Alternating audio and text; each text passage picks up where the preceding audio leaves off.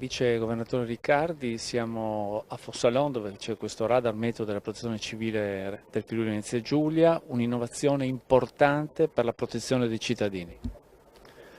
Intanto rientriamo nella rete nazionale di protezione civile avendo ripristinato con le tecnologie più avanzate questo sistema di rilevazione che era spento da alcuni anni perché purtroppo erano accaduti dei danni irreparabili. L'investimento è stato importante, la tecnologia è italiana.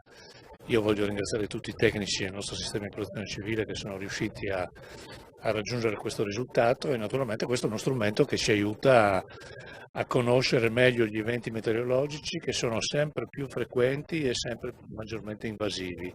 Questo ci consente di conoscere le condizioni meteorologiche e di conseguenza garantire un sistema di maggiore sicurezza.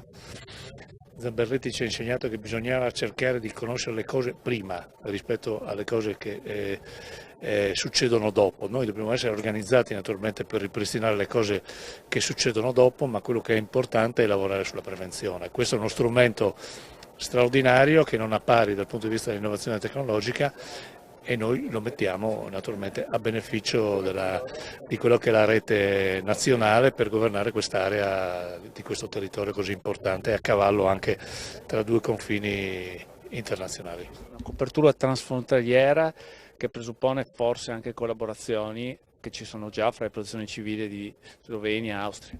Sicuramente anche un sostegno comunitario in termini di risorse, quindi sicuramente questo è un'ulteriore tecnologia della quale il nostro sistema di protezione civile potrà vantarsi utilizzandolo nel corso del tempo che avremo davanti, sperando che non ci siano problemi, però purtroppo vediamo che le precipitazioni, tutte queste cose stanno aumentando.